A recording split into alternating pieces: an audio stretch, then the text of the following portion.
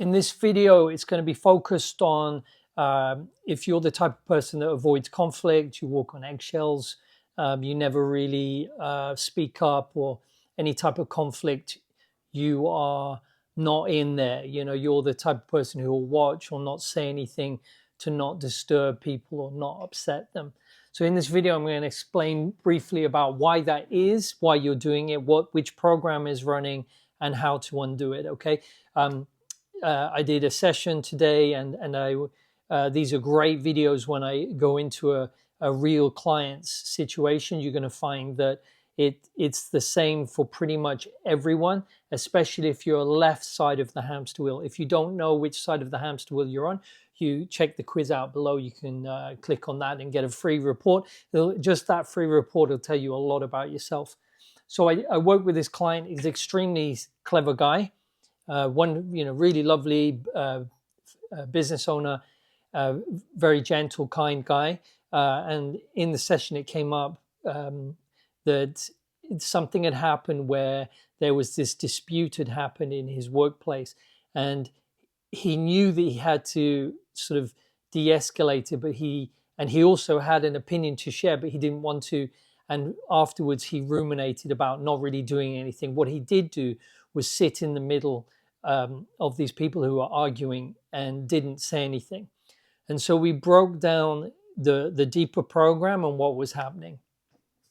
So the program that was behind this and is often behind avoiding conflict or just not wanting to upset people is coming from the right and wrong hamster wheel.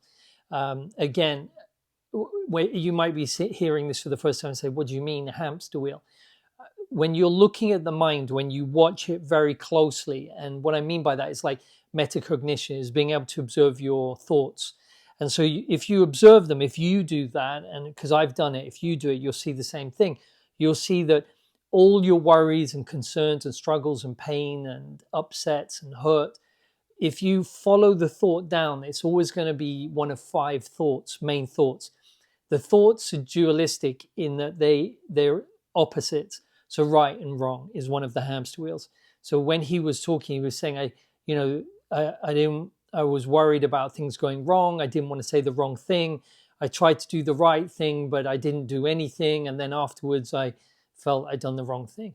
So what always happens is with any type of behavior of a human, you're either going to be on the left, which means you're safe on the left, or you're a righty, which is safe on the right. The opposite side for your side that you hang out on and live on is always the opposite. So for a righty, so Donald Trump is a classic extreme righty, extremely confident, loves conflict, hates being wrong, as you know.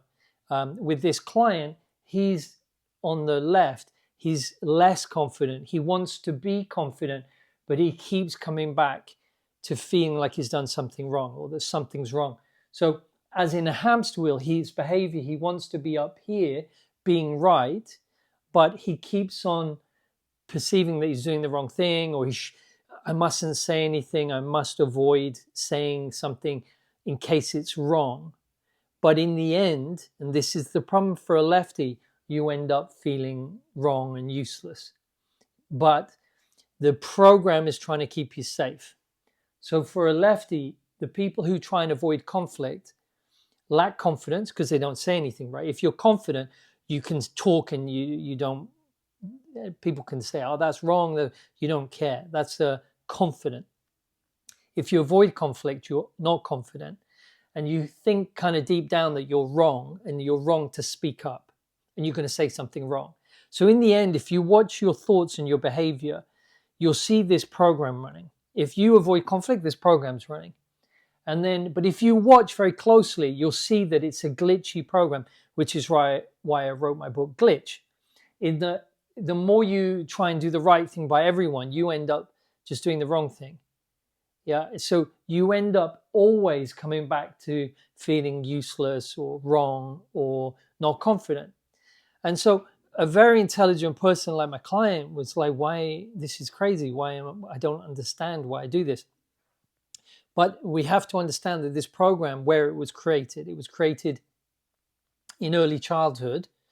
And so for some reason, for this client and you and me, because I'm a lefty and I felt wrong my whole life and avoided conflict and always thought something wrong with me. But in doing so, it helped me see this program and open up to the right-hand side.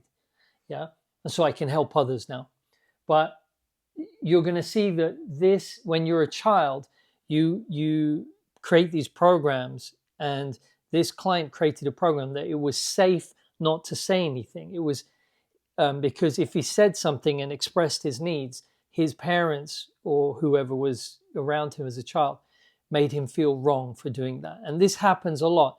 So you could have, let's say, Donald Trump as a little boy, when he expressed his needs and they weren't met, and he felt alone and scared and fearful, he created a program where he's going to be right the whole time. He's going to tell everyone how right he is, but he hates to be told he's wrong.